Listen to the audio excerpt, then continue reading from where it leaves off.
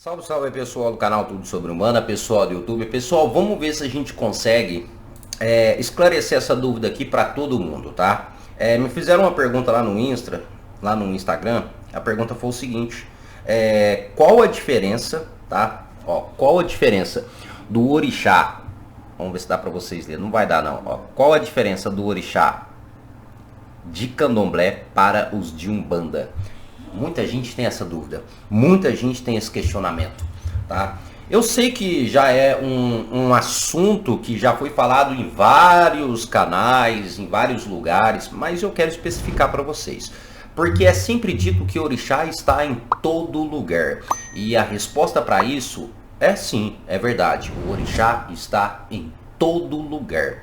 Então, independente se é Umbanda, independente se é Quimbanda, independente se é catolicismo, o orixá se faz presente em todo lugar. Primeiramente, é claro que o orixá faz parte da criação do mundo, né? O orixá ele está presente em todo ser, em todos os elementos, em todos os elementais. Então, mesmo que seja uma cultura ou uma religião que não acredite ou que não tenha devoção aos orixás, eles vão sim se fazer presentes, tá? Então o orixá está em todo lugar. Porém, existe aquele pequeno probleminha que as pessoas não compreendem, que é o trabalho, ritualísticas e devoção. É aí que a gente vai entrar na separação e explicar qual a real diferença entre Candomblé e Umbanda. Qual que é a diferença dos orixás nessas duas religiões? Primeiramente, vamos falar sobre a Umbanda de uma forma rápida e simplificada para vocês. Para quem não sabe, a Umbanda é uma religião brasileira e o Candomblé também. As duas religiões são brasileiras e nascem aqui no Brasil.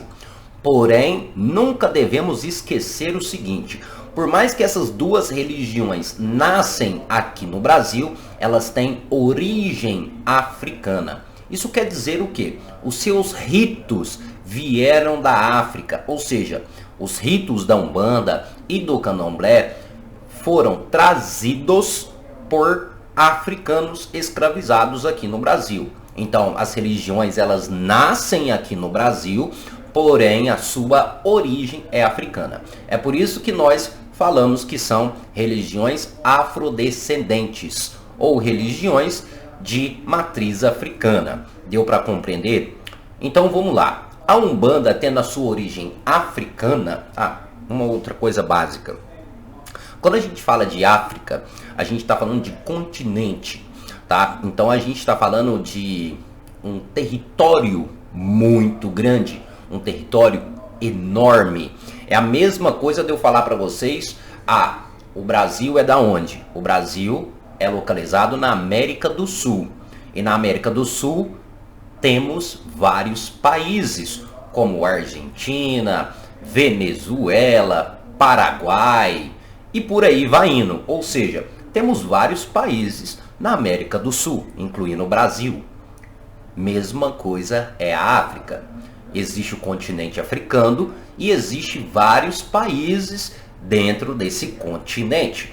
Aí uma coisa que devemos nos ressarcir, ou seja, nos lembrar, é que cada país, mesmo pertencendo ao mesmo continente, vai ter as suas culturas distintas. Distintas eu quero dizer diferentes uma da outra. Ou seja, temos aqui a cultura brasileira, que tem o carnaval, só para vocês compreenderem, que é uma coisa popular brasileira. Porém, temos lá na Argentina ou na Venezuela que não tem o carnaval, ou seja, fazem parte da América do Sul, porém não tem a mesma cultura, né, dos países que também pertencem à América do Sul. Compreenderam o que eu quis dizer? Mesma coisa o continente africano. Ali vai existir vários povos e cada povo contendo a sua cultura em particular. Compreenderam? Dito isso, a Umbanda veio de um povo chamado Banto, de uma região específica da África, mais necessariamente Angola. Mais necessariamente, ou seja, dando um ponto de referência, pois existem outras várias religiões aonde se agrupava o povo Banto. Então, a origem da Umbanda, ou os praticantes da Umbanda, por assim dizer, veio através do povo Banto aqui para o Brasil. E, para quem não sabe, o povo Banto foi os primeiros povos escravizados aqui no Brasil. Agora é que está o curioso. O povo Banto, eles não cultuam os orixás. Porque é claro que muita gente imagina ou acha que toda a África ou toda a cultura da África está ligada aos orixás. E não. Não é toda a África, não é todo o povo africano que vai ter o seu culto direcionado aos orixás. Como eu disse para vocês, cada povo africano ali, cada região da África, vai ter às vezes um culto diferente com os seus deuses diferentes. E o povo Banto, que se originou a Umbanda, não cultuava os orixás, e sim os Inquice, que são também divindades para o povo Banto. Lembrando que eu não estou nem entrando aqui no detalhe da Quimbanda, que também se originou do povo Banto. Pois bem, a Umbanda chega aqui no Brasil, ou a sua prática chega aqui no Brasil, trazida pelo povo Banto, que foram os primeiros povos africanos escravizados a virem aqui para o Brasil. Depois de um determinado tempo, depois de um determinado período, começa a vir outros povos, ou seja, de outras regiões da África, conhecido como povo Yorubá. Mais precisamente, ou um dos locais mais conhecidos do povo Yorubá é a Nigéria. Então a gente já tem duas localidades diferentes uma da outra. A gente tem aqui Angola, que povo Banto, e tem aqui Nigéria, povo Yorubá, com culturas diferentes, com deuses diferentes e por aí vai indo. Então, depois de um tempo, veio o povo Yorubá. O povo Yorubá cultuava os orixás. Compreenderam agora? A gente tem o povo Banto, que cultuava os Inquice, e a gente tem o povo Yorubá, que cultuava os orixás. Chega aqui no Brasil, esses dois povos, é claro, acabam se misturando, acabam se reunindo, tá? Porém, os povo Banto cultuando ali os seus ancestrais, os seus Inquices, e o povo Yorubá cultuando os orixás, tá? Xangô, Inhaçã e por aí vai indo. Fizeram essa junção desses povos, junto também com dogmas que já existiam aqui no Brasil, com culturas que já existiam aqui no Brasil, e é claro que você vai me perguntar qual é a cultura que existia aqui no Brasil. Enfim, pessoal, já existia culturas aqui do Brasil naturalmente conhecidas, pelo menos na época, como culturas indígenas, na qual os próprios indígenas cultuavam também os seus deuses e os seus ancestrais. Além disso também, o Brasil naquele período estava recebendo muita influência de lugares de fora, ou seja, de outras regiões, como até então o próprio cristianismo, que teve uma influência muito forte. Porém, o que acontece? Após o povo Yorubá chegar aqui no Brasil, tá? A importação de escravo, nossa, é até feio falar isso, importação de escravo. Ou seja, a vinda de escravos aqui para o Brasil começou a ser muito mais forte com o povo Yorubá, tá? Porque se tratava de um povo mais resistente, não que o povo Banto não era, mas para a época o transporte do povo Yorubá era mais fácil, vamos dar esse exemplo. Então, começa a deixar de ver os povos Banto para cá, que cultuavam os Inquice, e começa a vir somente o povo Yorubá. Então, a tradição do povo Yorubá começa a se enraizar muito mais forte perante os escravos. Então, a partir desse momento ali, o culto aos orixás, por assim dizer, eu não vou entrar nem no detalhe que foi proibido, que eles não tinham liberdade de expressar sua religiosidade, eu não vou entrar nesse detalhe. Mas o culto ao orixá ficou muito mais forte do que o culto aos Inquice. Por quê? Porque o povo Yorubá aqui no Brasil era um povo mais vasto, maior, tinha mais quantidade de escravos e Yorubás, tá? Devido a essa facilidade de transporte. Consequentemente, ali nasce a cultura do candomblé, no qual as pessoas cultuavam os orixás. E ali esses cultos estavam sim ligados a ritualísticas e a manifestações, tá? como inclusive vemos hoje dentro do candomblé, tá? Isso veio do povo iorubá. Porém, tínhamos uma pequena quantidade de povo banto. Esse povo banto, que cultuava os Inquice e cultuava também os seus ancestrais, acabaram também recebendo uma forte influência do povo iorubá. Por quê? Porque eles viviam juntos. Então esse povo banto começa a ter uma devoção também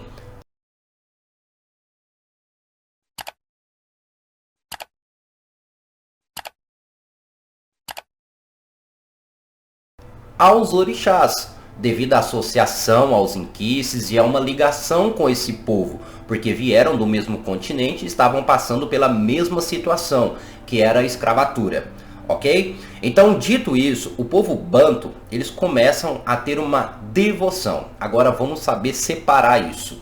Lembrando que eu estou explicando a origem, para a gente poder compreender o que se tem agora. O povo banto, eles começam a ter uma devoção.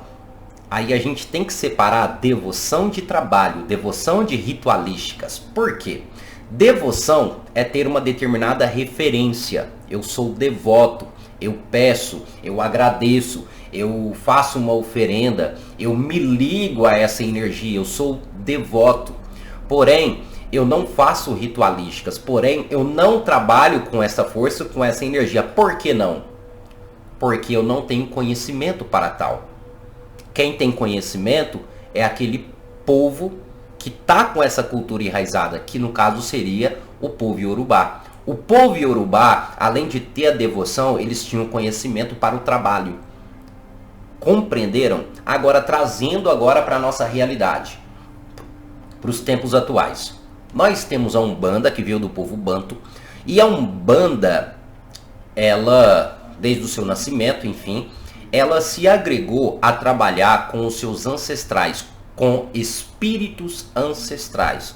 Conhecemos hoje como entidades, tá? Depois, é claro, a gente vai entrar nos nigangas e por aí vai indo. Porém, aquela devoção aos orixás ficou enraizado na Umbanda.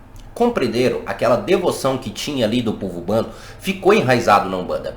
Então hoje é muito comum a gente entrar no terreiro de Umbanda e ver ali exposto imagens de orixás. É muito comum a gente entrar na Umbanda e ver canções referentes aos orixás. É comum a gente ir na Umbanda e ver entidades trabalhando na vibração de determinado orixá. Isso tudo devido a essa junção de povos e essa influência do povo iorubá em cima do povo banto. Aí é que está o seguinte. Devoção. A Umbanda, ela tem uma devoção, ela não tem um trabalho. O foco da Umbanda é direcionado a espíritos ancestrais. Espíritos de entes queridos, enfim, conhecido como entidades. Resumindo, a Umbanda, ela não trabalha com os orixás. Ela tem uma devoção, ela tem uma reverência aos orixás iorubás. Dito isso, os seus trabalhos, os trabalhos da Umbanda, estão ligados necessariamente a espíritos desencarnados. Porém, como existe uma devoção aos orixás dentro da Umbanda, muito dessas entidades vão trabalhar com uma vibração, com uma força a um respectivo orixá. O que vemos dentro da Umbanda não é o orixá em si, mas sim uma devoção por si só, na qual uma entidade se liga àquela força. Exemplo básico, na Umbanda não se incorpora orixá. Ogum. Quando vemos esse dito ou essa fala dentro da Umbanda, se manifestou Inhaçã na Umbanda, se manifestou Ogum na Umbanda, se manifestou Exu na Umbanda. Não estamos necessariamente falando do orixá em si. Estamos falando de um espírito que normalmente traz a vibração, ou responde, ou trabalha sobre a influência daquele orixá. Exemplo, como eu disse, a Ogum na Umbanda. Ogum na Umbanda não deixa de ser um espírito, como um caboclo, como um preto velho, como um marinheiro, como o Exu, como qualquer outro. Porém, este Ogum na Umbanda é um espírito que trabalha sobre a vibração do orixá Ogum. Dentro dessa analogia, vamos ter espíritos que vai trabalhar na vibração de todos os orixás dentro da Umbanda. Por exemplo, nós vamos ter entidades ligadas ao orixá Inhaçã. Vamos ter entidades ligadas ao orixá Oxalá, ao orixá Exu, ao orixá Oxóssi. Exemplo básico. Dito isso, nós damos um nome específico para esses espíritos, no caso para essas entidades. Chamamos eles de falangeiros ou então caboclos. Exemplo, vamos trabalhar com Ogum na Umbanda. Não estamos trabalhando com orixá Ogum, estamos trabalhando com um falangeiro de Ogum, ou então um caboclo de Ogum. Vamos trabalhar com Xangô na Umbanda. Não estamos trabalhando com o orixá Xangô, estamos trabalhando com um espírito que chamamos de falangeiros de Xangô ou caboclos de Xangô, pois esse espírito, quando ele se manifesta, ele trabalha sobre essa influência, sobre essa energia do orixá. Exemplo básico, os caboclos ou os indígenas que conhecemos dentro da Umbanda, normalmente trabalham sobre a vibração do orixá Oxóssi, porque é um orixá ligado às matas, ligado à caça. Compreenderam? Diferente agora do candomblé. O candomblé, por mais que hoje em dia encontramos espíritos como Exu, como Pombogira, como Exumirim, malandros, o foco do trabalho do candomblé é a manifestação do próprio orixá. Dito isso, dentro do candomblé não vai ter esse espírito, ou seja, não vai ter essa entidade em si.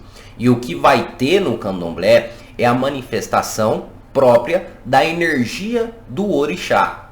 Então ali a gente não está se referindo a um caboclo ou necessariamente a um falangeiro. Estamos falando da própria essência ou da própria energia do orixá.